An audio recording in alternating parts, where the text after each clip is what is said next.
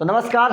एक बार फिर से आप लोगों के लिए प्लेइंग 11 लेकर आए हैं, क्योंकि लगातार हमने आप लोगों को आईपीएल में प्लेइंग 11 दी है। और वो प्लेइंग 11 अब जो है अब मैच की नहीं है, अब क्वालीफायर 1 की है, क्योंकि अब तो आईपीएल लगभग खत्म होने के कगार पर आ गया है। और जो क्वालीफायर 1 मुकाबला है, इसको लेकर तमाम तरीके की बातें चल रही हैं कि होगा नहीं होगा, लेकिन खुशखबरी वाला मतलब तस्वीरें आ रही हैं बाहर से कि मतलब टीम इंडिया सॉरी मतलब जो गुजरात और राजस्थान इनका मुकाबला होगा, क्योंकि वहाँ ईडन गार्डन का जो मैदान है वो पूरा कवर कर दिया गया है, पूरी तरीके से उसको मतलब कवर कर दिया गया ताकि पानी की कोई परेशानी ना हो, आउटफील्ड में कोई प्रॉब्लम ना हो। तो ये खुशखबरी है और मैच होगा। कुल मिलाकर बात यह है कि मैच बेशक 5-5 ओवर का कराया जाए और मौसम भी वहाँ पर खुला हुआ नजर आ रहा है, तो उसको देखकर ये कहा जा सकता है कि हाँ, कोई टेंशन वाली बात नहीं, सब कुछ ठीक ठाक है, मुकाबला होगा। और हर किसी को इंतजार है, आपको भी इस मैच का इंतजार होगा, हमें भी इस मैच का बेसब्री से इंतजार है, क्योंकि अभी तक जो मेहनत की है,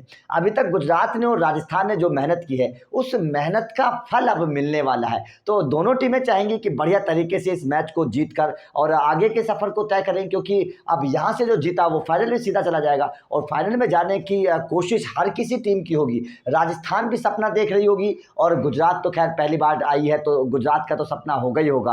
तो देखिए, अब मैं यहाँ पर आपको बताऊंगा कि गुजरात की प्लेइंग 11 क्या होनी चाहिए, क्योंकि देखिए, यहाँ पर अगर आपने चूक कर दी, यहाँ पर अगर आपने कमजोरी छोड़ दी, तो फिर आप पछताएंगे। यहाँ पर गुजरात को एक कमजोरी दूर करनी पड़ेगी अपनी। उस कमजोरी पर मैं चर्चा करूंगा कि आखिर गुजरात को क्या काम करना पड़ेगा, क्योंकि यहाँ पर अगर आपने वो कमजोरी छोड़ दी तो आप बहुत पछताएंगे। क्योंकि यहाँ से अगर आप हार गए तो फिर नीचे आ जाएंगे। यहाँ से हारने के बाद आपको फिर एलिमिनेटर वाले जो मुकाबला होगा, उससे जो जीतने वाली टीम होगी उससे आपको भिड़ना पड़ेगा। तो सबसे पहले मैं आपको वो टीम बताता हूँ जो पिछले मुकाबले में थी, जो आरसीबी से हारे थी गुजरात। शाह, गिल, वेड, हार्दिक, मिलर, राहुल, राशिद, साई किशोर, फर्गूसन, यश दयाल, मोहम्मद शमी। ये टीम पिछली बार मुकाबले में थी, जो लीग मुकाबले हुए थे, आरसीबी ने जो हराया था गुजरात को, ये वो टीम थी। अब देखिए, टीम बताने से पहले सबसे पहले मैं आप लोगों को पिच का मिजाज बताता हूं, उसके बाद में आप समझ जाएंगे कि टीम क्या होनी चाहिए। देखिए, जो कोलकाता का ईडन गार्डन मैदान है, इसके पिच का मिजाज होता है, यहाँ पर गेंदबाजों को मदद मिलती है, स्पिनर्स को बहुत मदद मिलती है, शुरुआत में तेज गेंदबाजों को मदद मिलती है। हालांकि इस पिच पर रन बहुत है, इस पिच पर रन बहुत है, लेकिन बीच के ओवर्स में यहाँ पर स्पिनर्स हावी रहते हैं और राजस्थान के पास दो क्वालिटी स्पिनर्स हैं, चहल और अश्विन। ये चीज समझनी पड़ेगी और ऐसे खिलाड़ियों को खिलाना पड़ेगा जो स्पिनर्स के खिलाफ बेहतर खेलते हैं, जिनका स्पिनर्स के खिलाफ खेलने का रिकॉर्ड बेहतर है, ऐसे खिलाड़ियों को खिलाना पड़ेगा। अब यहाँ पर आप समझ गए होंगे कि क्या होना चाहिए। सबसे पहले रिद्धिमान शाह तो यहाँ रहेंगे, उसके बाद में गिल रहेंगे। देखिए, मैं चाहता हूं कि अगर गुजरात को जीतना है ये क्वालीफायर 1, तो ये ओपनिंग पार्टनरशिप होनी बहुत जरूरी है, क्योंकि राजस्थान की टीम में ट्रेंट बोल्ट और प्रसिद्ध कृष्णा ने शानदार गेंदबाजी की है मेरे भाई।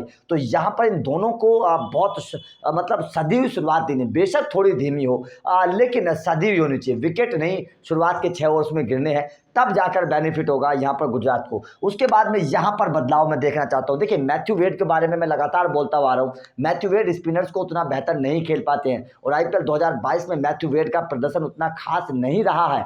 इसीलिए मैं लगातार ये बात बोलता हुआ आया हूँ कि मैथ्यू वेड की जगह अब आ गया है गुरबाज को खिलाने का मौका, क्योंकि गुरबाज स्पिनर्स को बहुत बेहतर खेलते हैं मेरे भाई, क्योंकि वो अफगानिस्तान से आते हैं, भारतीय पिचों का उनको तजुर्बा है। अफगानिस्तान के प्लेयर वैसे भी स्पिनर्स को अच्छा खेलते हैं। राशिद खान, नबी जिस टीम में हो, उस टीम में मतलब कौन स्पिनर्स को बढ़िया नहीं खेलेगा। तो गुरबाज को अब लाने का वक्त आ गया है। और सबसे बड़ी बात मैं आप लोगों को बता दूं कि गुरबाज आएंगे तो बहुत बेहतर होगा। ऊपरी क्रम पर भी खेल सकते हैं, निचले क्रम पर भी खेल सकते हैं और शुरुआत के पावर प्ले का बहुत बखूबी इस्तेमाल गुरबाज कर सकते हैं। तो यहाँ पर मेरा मानना है कि गुरबाज को लाने का वक्त आ गया है, क्योंकि यहाँ पर ईडन गार्डन के मुकाबले पर स्पिनर्स को बहुत मदद मिलती है और स्पिनर्स 2 राजस्थान के पास हैं। इसीलिए गुरबाज को खिलाना गुजरात के लिए बहुत फायदेमंद साबित हो सकता है। मेरा मानना है कि यहाँ पर अब गुरबाज को खिला लेना चाहिए मैथ्यू वेड को हटाकर। हार्दिक पांड्या तो यहाँ पर रहेंगे। उसके बाद में हार्दिक पांड्या पर देखिए बहुत जिम्मेदारी रहेगी उनके कंधों पर,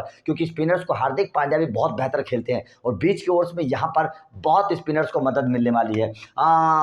ये जो खिलाड़ी है ना मिलर, ये पिलर होने वाला है। इस खिलाड़ी के इर्द गिर्द कहीं ना कहीं गुजरात की जो जीत होगी वो घूमेगी, मिलर के आसपास कहीं ना कहीं होगी, क्योंकि मिलर ने कई मैचों को अपने दम पर जिताया है। और जो गुजरात की जीत के 5 हीरो अगर मैं बताऊंगा तो मिलर उनमें से एक हो सकते हैं। मिलर के ऊपर बड़ी जिम्मेदारी होगी, मिलर को बेहतर खेल दिखाना पड़ेगा अगर गुजरात को, क्योंकि मिलर स्पिनर्स को भी अच्छा खेलते हैं और तेज गेंदबाजों को भी अच्छा खेलते हैं। मिलर दोनों को अच्छा खेलते हैं, इसलिए मिलर के ऊपर बड़ी जिम्मेदारी होगी। और राहुल तेवतिया के ऊपर एक बार फिर से बेहतर काम करना पड़ेगा राहुल तेवतिया को, क्योंकि राहुल तेवतिया भी तेज गेंदबाजों को और स्पिनर्स को दोनों को बढ़िया खेलते हैं मेरे भाई। तो राहुल तेवतिया के ऊपर बड़ी जिम्मेदारी होगी। राशिद खान, देखिए जब हम बात कर रहे हैं कि इस पिच पर स्पिनर्स को मदद होगी, तो इस पिच पर राशिद खान को भी मदद मिलेगी। तो राशिद खान को अपनी गेंदबाजी से विकेट चटकाने पड़ेंगे राजस्थान के। अगर गुजरात को जीतना है तो राशिद खान की बेहतर गेंदबाजी जरूरी है। देखिए राशिद खान ने गेंदबाजी बेहतर की है, लेकिन विकेट नहीं मिले हैं, क्योंकि विपक्षी टीम राशिद खान को थोड़ा संभल कर खेलती है।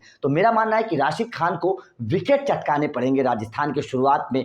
मेरा मानना है कि शुरुआत में लाइए राशिद खान को, पावर प्ले में 1-2 ओवर राशिद खान से डलवाइए, बेहतर हो सकता है, क्योंकि बहुत इस पिच पर स्पिनर्स को मदद मिलती है। तो राशिद खान का यहां पर बहुत टर्निंग पॉइंट हो सकता है राशिद खान के गेंदबाजी। साई किशोर एक और उनके साथ हैं।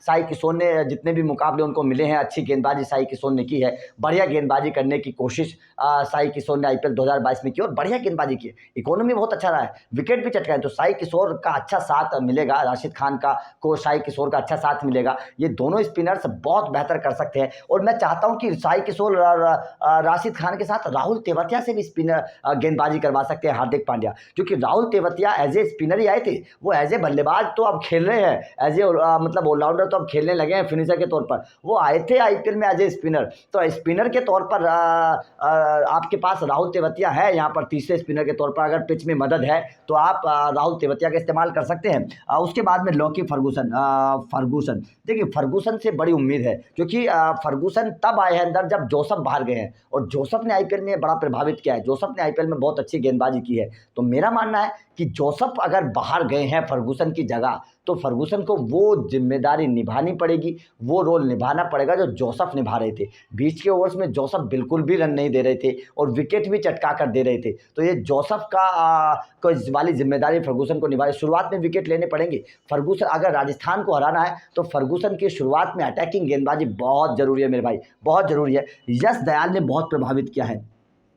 यश दयाल ने, मैं चाहता हूं कि मोहम्मद शमी के साथ यश दयाल से गेंदबाजी करवाई जाए शुरुआत में, क्योंकि यश दयाल को स्विंग मिलती है, इधर उधर गेंद को घुमाते हैं वो। यश दयाल शुरुआत में विकेट ले सकते हैं। तो मोहम्मद शमी के साथ यश दयाल और बीच के ओवर्स में लॉकी फर्गूसन और राशिद खान का जब जोड़ी आएगी ना, मेरे हिसाब से बहुत बढ़िया ये कॉम्बिनेशन जमेगा। मोहम्मद शमी के साथ यश दयाल को आप उतारिएगा शुरुआत में, बेहतर एक गेंदबाजी अटैक हो जाएगा। मेरे हिसाब से ये एक प्लेइंग 11 होनी चाहिए। देखिए रिजवान शाह, शुभमन गिल, गुरबाज, मैं देखिए वेड की जगह गुरबाज आने चाहिए, क्योंकि वेड स्पिनर्स को उतना बेहतर नहीं खेल पाते मेरे भाई। और IPL 2022 में वेड का बल्ला चला भी नहीं है, लगातार बहुत मौके वेड को मिले हैं। तो अब मौका आ गया है। अब अगर चूके, अब अगर हार्दिक पांड्या चूक गए तो मेरे भाई पछताएंगे, बहुत पछताएंगे। अब गुरबाज को खिलाने का वक्त आ चुका है। गुरबाज के बाद फिर हार्दिक पांड्या, मिलर इस टीम के पिलर हैं। अगर टीम को जीतना है राजस्थान के खिलाफ तो मिलर का बल्ला चलना बेहद जरूरी है। मिलर अगर नहीं चले तो मामला गड़बड़ हो जाएगा। राजस्थान की जीत के एक अहम हीरो हो सकते हैं मिलर। और राहुल तेवतिया को दोनों रोल निभाने पड़ेंगे, गेंदबाजी और बल्लेबाजी दोनों से बढ़िया करना पड़ेगा। राशिद खान को गेंदबाजी बढ़िया करनी पड़ेगी, क्योंकि राशिद खान की बेहतर गेंदबाजी गुजरात के लिए बेहद जरूरी है। इस पिच पर स्पिनर्स को मदद है। और उसके बाद में साई एक अच्छी गेंदबाजी कर रहे हो, साई को अच्छा साथ देना पड़ेगा राशिद खान का, क्योंकि दोनों छोर से जब अच्छी गेंदबाजी होगी ना तो विपक्षी टीम दबाव में आ जाती है। अगर एक छोर से लूज गेंदबाजी होने लगती है तो फिर मामला गड़बड़ हो जाता है। दोनों छोर से टाइट गेंदबाजी होगी तो फिर राशिद खान को भी फायदा होगा, साई को भी फायदा होगा और गुजरात को भी फायदा होगा। उसके बाद में लॉकी फर्गूसन, यश दयाल और मोहम्मद शमी, ये एक प्लेइंग 11 मेरी है। आपका इस प्लेइंग 11 पर क्या कहना है ये मुझे बताइएगा, क्योंकि ये यहाँ पर मामला अगर चूक गए तो फिर ये समझ लेना कि आप फिर पूरी तरीके से चूक गए। यहाँ पर अगर आप चूक गए तो आपको फिर नीचे आकर मैच खेलना पड़ेगा। यहाँ पर जीत गए तो आप सीधे फाइनल में पहुंच जाएंगे। तो इस प्लेइंग 11 पर बताइए, इस बदलाव को लेकर बताइए क्या आपका मानना है फटाफट। और वीडियो अच्छी लगे तो लाइक करिएगा, शेयर करिएगा, चैनल को सब्सक्राइब जरूर करिएगा। और थैंक यू वेरी मच।